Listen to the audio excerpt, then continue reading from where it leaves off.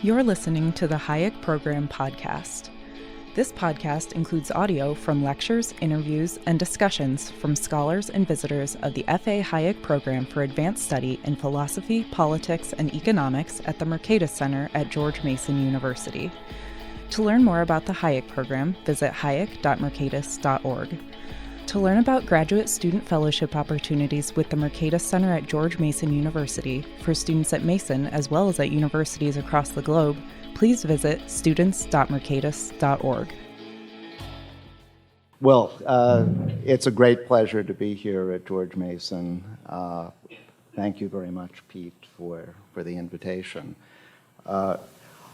As Pete mentioned, my field is mechanism design, and for the non-economists here, let me just say a word or two about what that is before getting on to the connection between mechanism design and Hayek.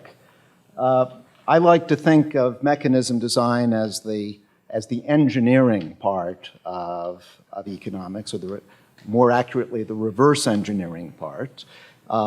In a lot of economics, we look at existing economic institutions, and we're interested in predicting or explaining the outcomes that these institutions generate. That's about 90%, I would guess, of what most economists do. But in mechanism design, we do just the opposite. We reverse the direction. We start by identifying outcomes we would like to achieve. Those are our goals. And then we work backwards to ask, could we conceivably design mechanisms, by which I mean a set of rules, which would deliver those outcomes? And in some cases, if the answer is yes, such mechanisms do exist, the mechanisms might be very familiar. It might turn out to be that the market mechanism is the best mechanism for attaining our goals, but in other settings, the answer might be some novel mechanism, such as William Vickrey's second price auction, which has been central for the FCC spectrum auctions, for example. Anyway, I would like to argue that Hayek was an important precursor to the modern theory of mechanism design. In fact, Leo Hurwicz, who I think is generally acknowledged to be the father of mechanism design, explicitly mentioned Hayek as a formative political influence. Hurwicz grew up, economically speaking, during the famous socialist planning controversy, the controversy between Hayek and Mises on the one hand and Lange and Lerner on the other. And it was this controversy that stimulated Hurwicz's own work. So just to recall what Professor Kerzner has already elaborated, in the planning controversy, Lange and Lerner said that, in principle, central planning should be able to replicate the outcomes of a free market, at least if the central planning is well designed. And more than that, perhaps central planning can even improve on the free market because it could correct market failures. Hayek and Mises stoutly denied that a centralized system, or for that matter any other system, could ever approach the success of the free market, no matter how well designed.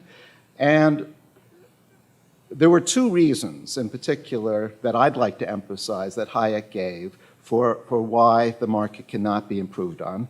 First is an informational reason. the free market economizes on the information that needs to be exchanged and that individual agents, consumers and producers, need to know. Any other mechanism is likely to require more information. And the other major reason Hayek gave was that the market mechanism is in line with individual agents' own interests. It gives them the freedom to choose for themselves.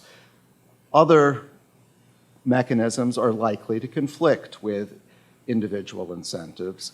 To use the economics jargon, they are not incentive compatible. So let me elaborate on those ideas a bit, and in particular, talk about how Hayek's intuitive understanding of those ideas later got developed in the mechanism design literature. Let's take information first. For those of you who want to do a little reading, I have a quotation from Hayek on the sense in which the market mechanism economizes on information. Many years later,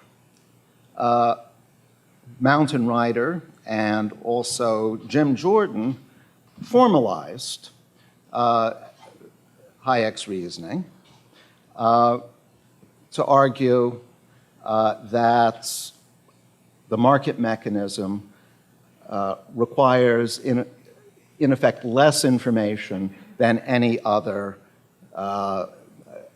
potentially successful mechanism could ever do. So I realize that not all of you are economists, so I will talk you through the notation here.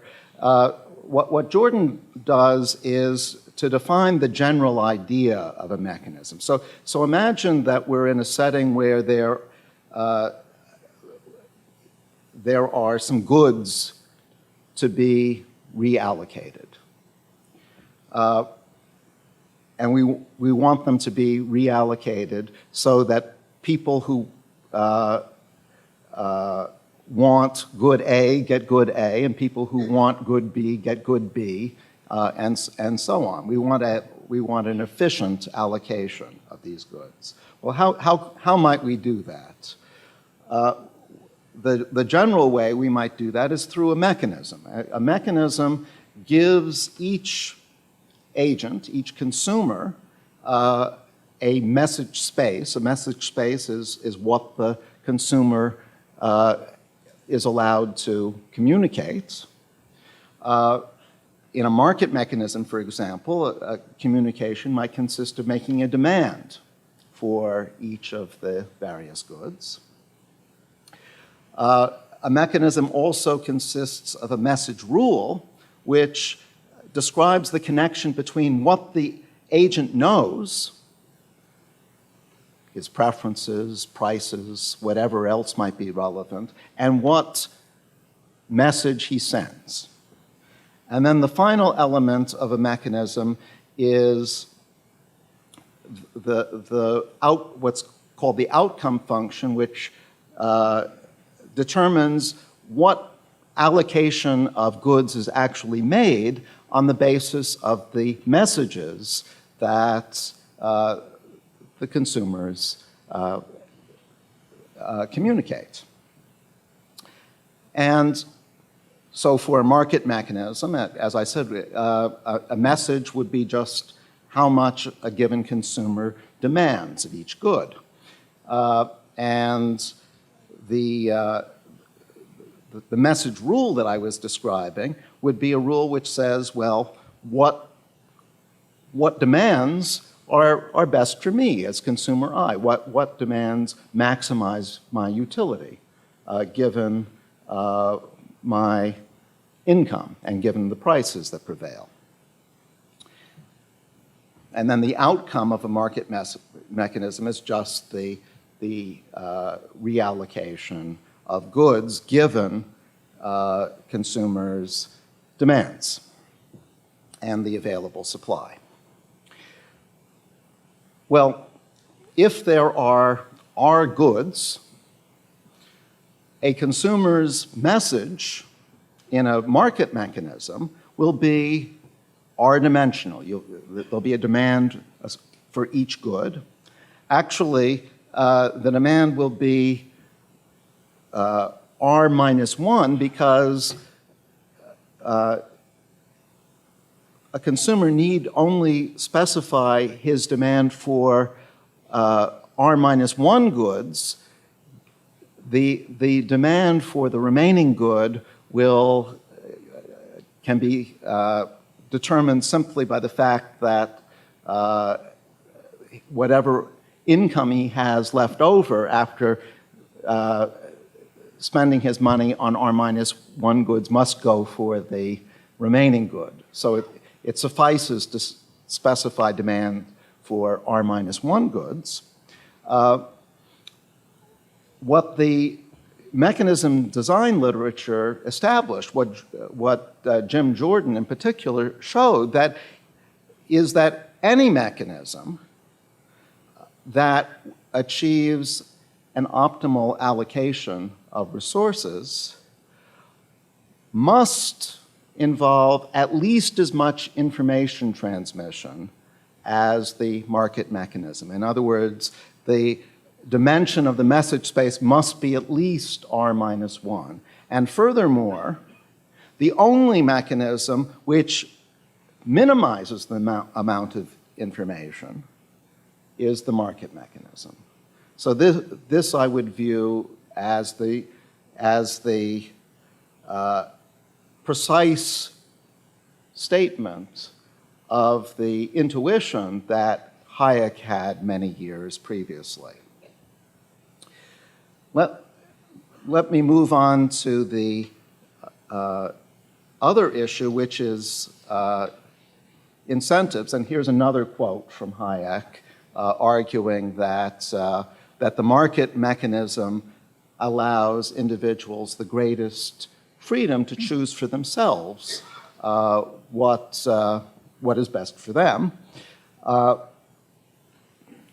As I said, the modern term for what Hayek was talking about is the idea that the market mechanism is incentive compatible. It's compatible with individuals' own objectives. And Hayek, in this quotation that I have up at the top, is in effect saying that there are no other good mechanisms which are incentive compatible. Well, that too can be given a more precise formulation. And that's exactly what Peter Hammond did. What he showed is that if there's a large number of consumers, and the reason that you need a large number is to have sufficient competition among them, then any mechanism which leads to an efficient outcome, a Pareto optimal outcome, and is voluntary in the sense that consumers are willing to participate. They don't lose from participating in the mechanism. The mechanism is individually rational, and the mechanism is also incentive compatible in the sense that all consumers are maximizing their own objectives given the rules of the game. Then the mechanism has to be the market mechanism. There is no other mechanism which satisfies these three properties of efficiency, individual rationality, and incentive compatibility. Now, Hayek didn't go into great detail about what you do if the assumptions of Hammond's and Jordan's theorems don't hold.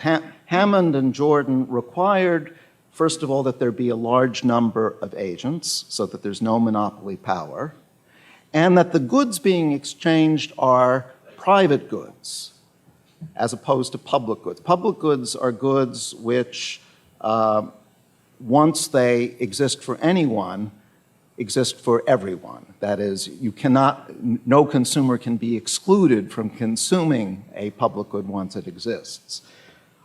Hayek acknowledged that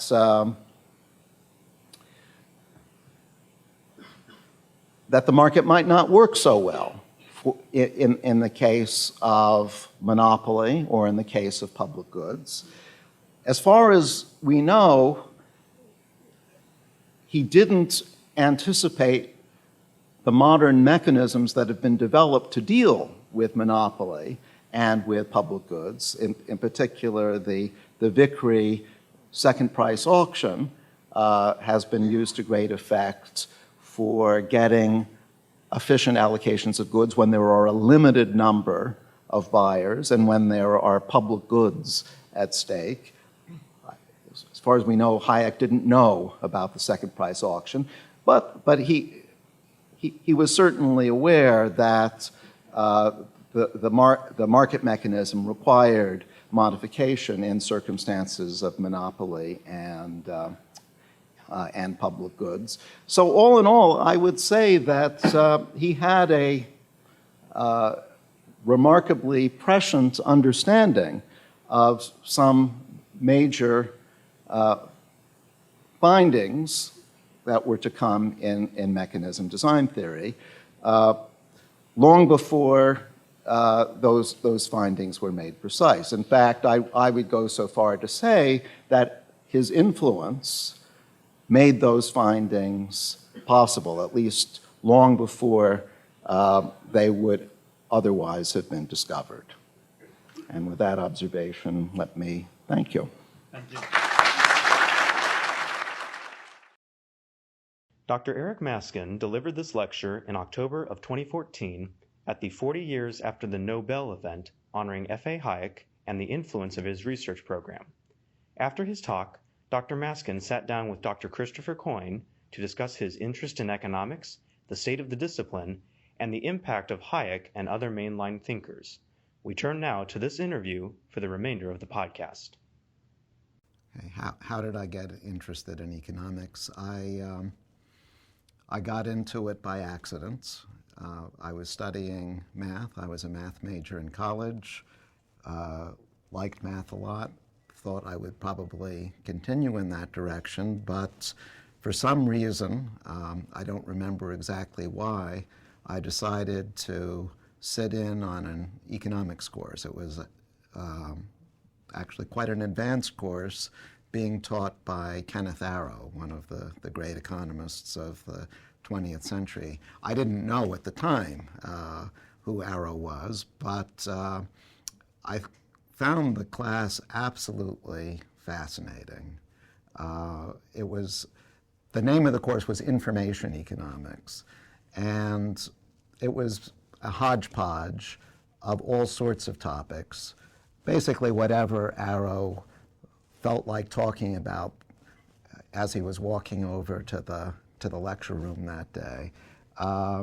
So there actually was some information theory, Shannon, and that sort of stuff, but there was also some mechanism design. Now, mechanism design was, which is the field I ended up in, was so new at that point that it didn't even have a name, but I was exposed to some of the ideas in the early development of mechanism design, in particular the work of Leo Hurwicz, and I thought that this was an amazing field because it combined the rigor and the precision of math, but it was being used for a social purpose, and an important social purpose. How can we understand the way an economic system works? What are the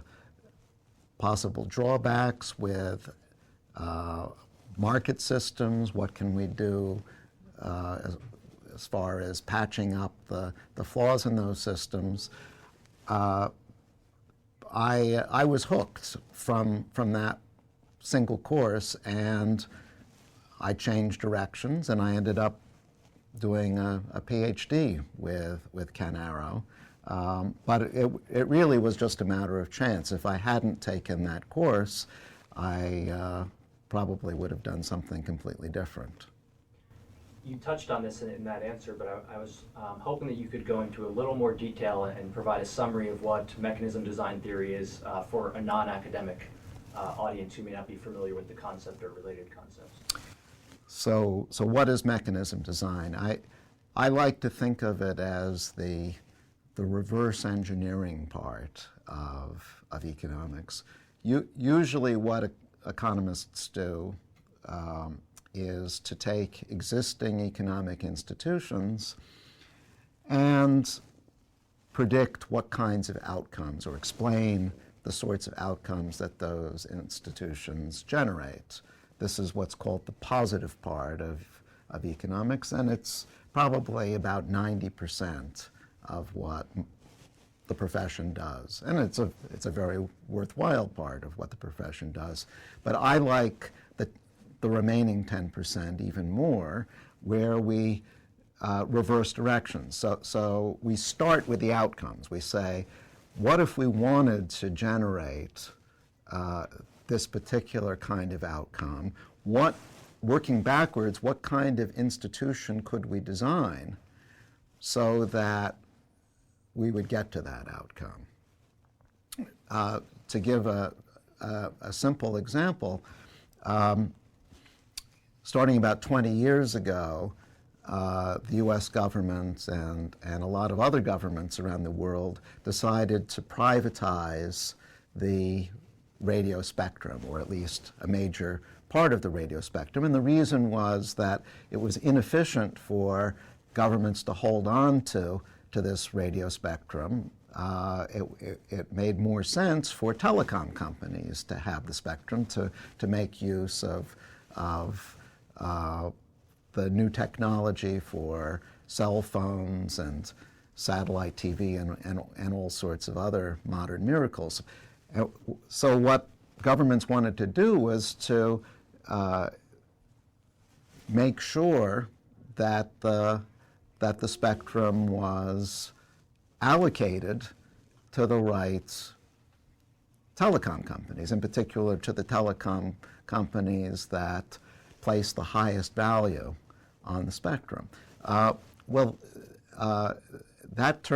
turned out to be a mechanism design question. How do you ensure an efficient allocation of radio spectrum? And that led to the design of some very high stakes auctions, and mechanism design people got involved in the design of those auctions. That is a classic example of where mechanism design can help achieve goals that are for the public good, but for which ordinary markets may not suffice. Building on this, and just a point of clarification, what would you say has been the reaction in the economics profession to market design theory? As you mentioned earlier, when you first got introduced to these ideas, there was no notion of mechanism design theory the way we know it today as economists. So how have you seen that change over time? Has there been any resistance to it because it focuses on that 10% that you mentioned earlier? So mechanism design theory, I think, now has achieved mainstreamness in the profession. Almost any graduate theory sequence in any PhD program will include a unit on mechanism design. And just to give a small indication of the arrival of mechanism design, as of last year, the Journal of Economic Literature, which assigns a number to each major area within economics, assigned market design its own number. I want to come back to something you had mentioned earlier, and that was the influence you had talked about of Kenneth Arrow on your development. Can you say a few words about either Arrow or other individuals that had a significant impact on your intellectual evolution throughout your journey as starting out in economics all the way up to the present? So who were the people who influenced me the most? My first teacher, and in some ways my most important teacher, was Kenneth Arrow. He was the one who introduced me to the subject, to economics as a possible field of study, and then directed my PhD work, and even after. And the particular idea that I picked up from Arrow in my early studies and became a major theme of my work, but also work in mechanism design more generally, is incomplete information. So in much of classical economic theory, it was assumed that all agents, consumers, producers, had full information about not only their own goals, but other agents' goals as well. For some purposes, that's not a bad assumption, heroic though it may be. But for some purposes, particularly in the design of mechanisms, it can be a very bad assumption. And Arrow was instrumental in getting the profession to focus on the implications of incomplete information, and I learned that lesson from him. But quite early on, Leo Hurwicz, who actually was a great friend of Arrow's and a collaborator of Arrow's, entered the picture. Leo, I think it's fair to say, was the father of mechanism design. He was the one who first formalized what terms such as mechanism and decentralization and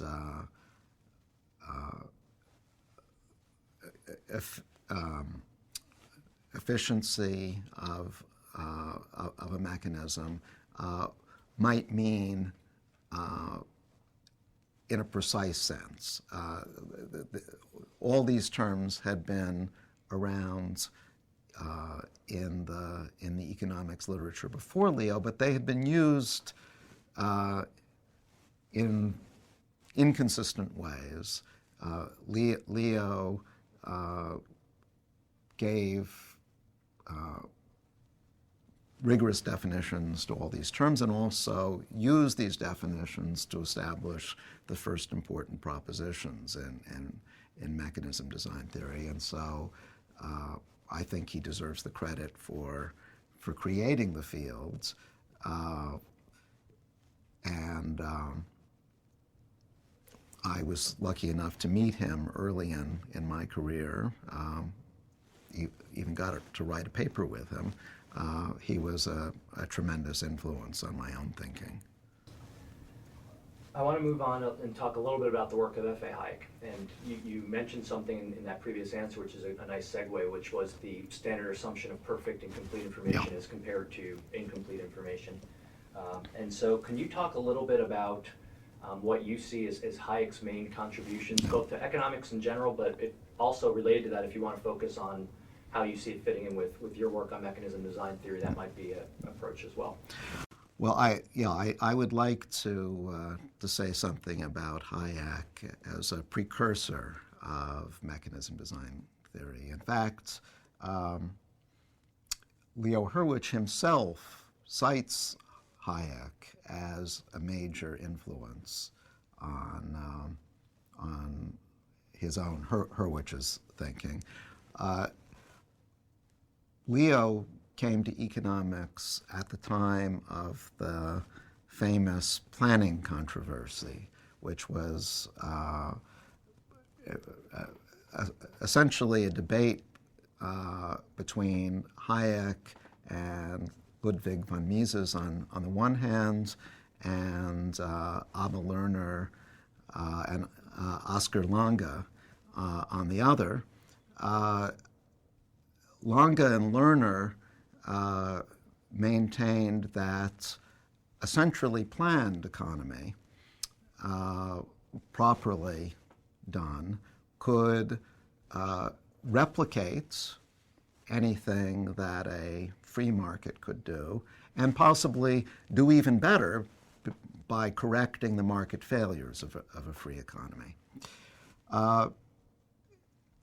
Hayek and Mises took strong exception to that claim, and in particular, Hayek articulated two reasons why he believed that centrally planned economies could never do as well as a free market, at least for certain kinds of goods. And those two reasons were, first, limited information, that a centrally planned economy would require too much information on the part of the planner, an overwhelming amount of information in order to be able to replicate the market, whereas a market economy could rely on each agent, each consumer and producer, knowing relatively little. Basically, all that I need to know as a consumer is what the market prices are and what my income is and what my preferences over the goods being sold in the market are. Rather limited information. So information was a key theme that Hayek emphasized, and another key theme was the freedom of choice that a market allows. We now call this incentive compatibility.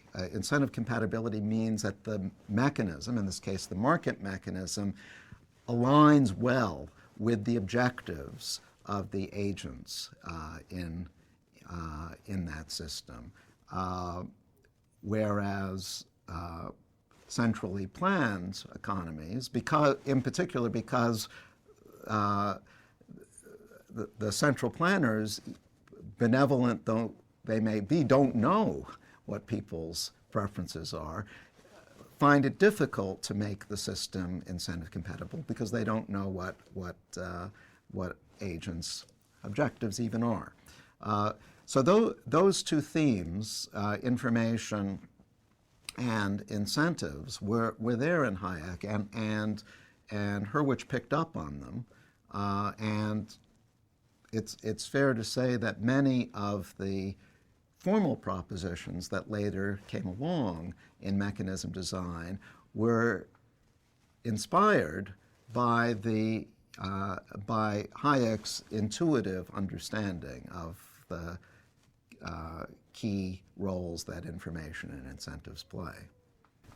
So we spoke a little bit before about the influence of mechanism design theory on the profession.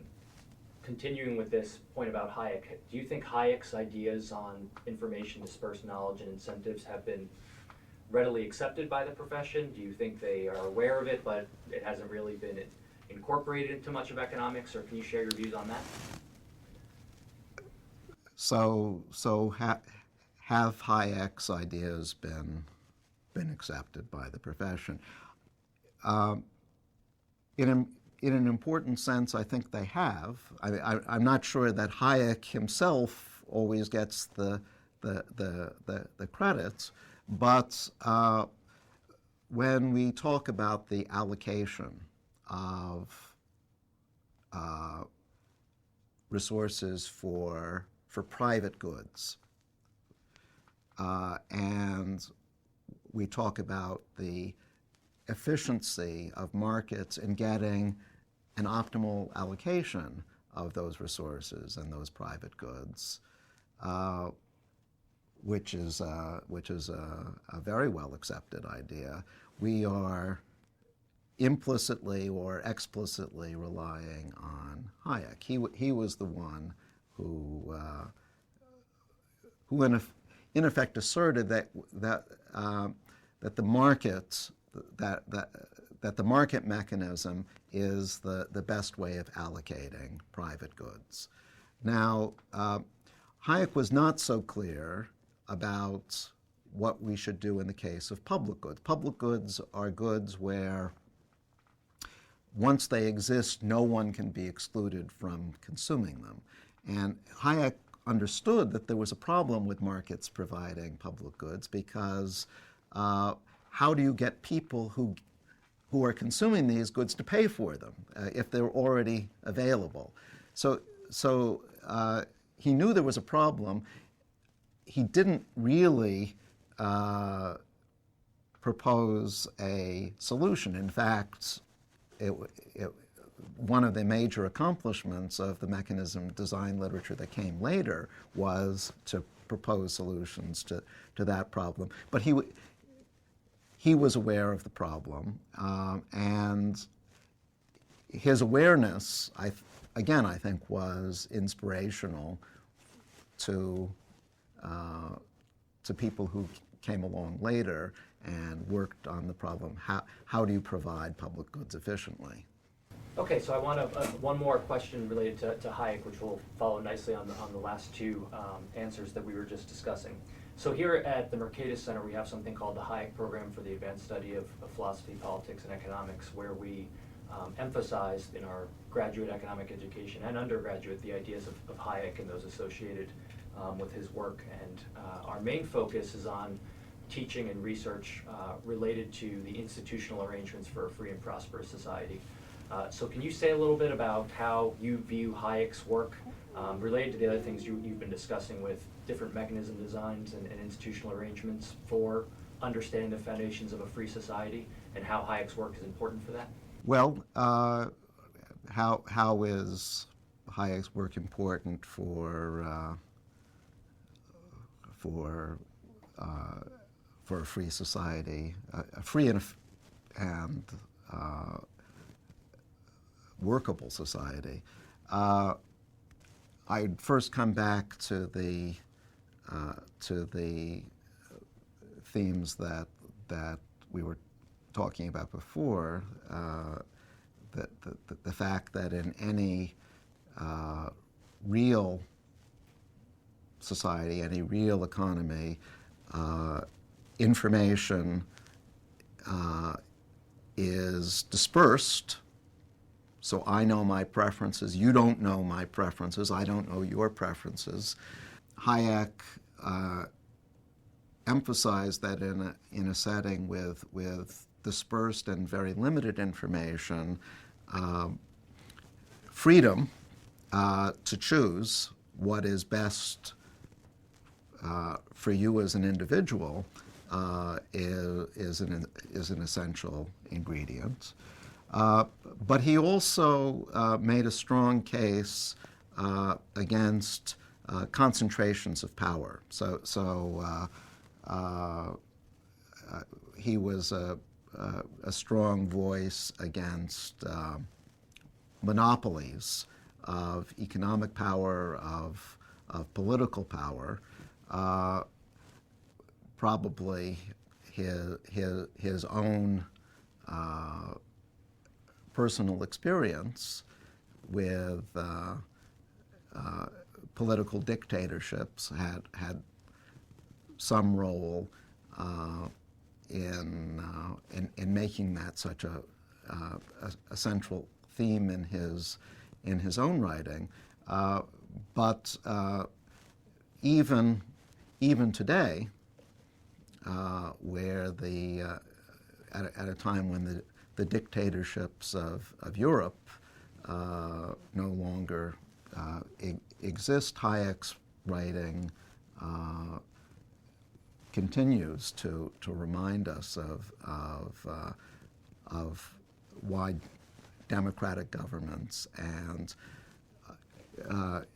economies without too much centralization of market power are so important to getting an economic and social outcome that is good for us all.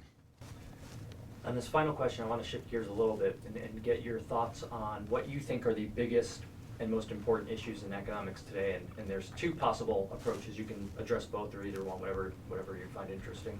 On one margin, we can talk about what do you think are the biggest or open issues in the economics profession, so in the discipline of economics. On the other hand, we might talk about what are the biggest issues from a public policy or current events type angle. So do you have any thoughts on either one of those or both of those? Let me mention what I think is the biggest public policy issue in some sense that we've ever faced, and that's the problem of climate change.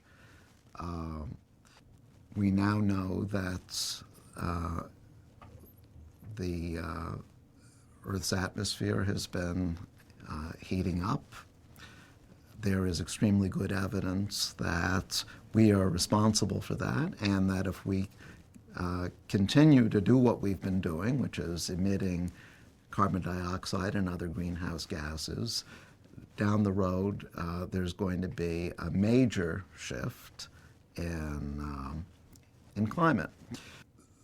This is not a problem that can be solved by the free market alone. I think markets have to be an important part of the solution, but coming back to our discussion of Hayek and public goods, Hayek recognized that public goods, in this case, reducing greenhouse gas emissions, are not likely to be provided efficiently by a free market system. There has to be something supplementing markets, and a major policy issue ahead is how do we get the countries of the world to come together and sign an enforceable international treaty to do something about this public good of preventing catastrophic climate change.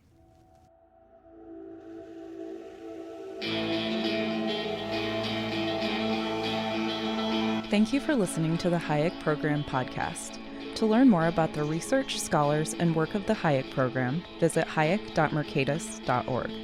For more information about graduate student fellowship opportunities for students at Mason as well as at universities across the globe, please visit students.mercatus.org.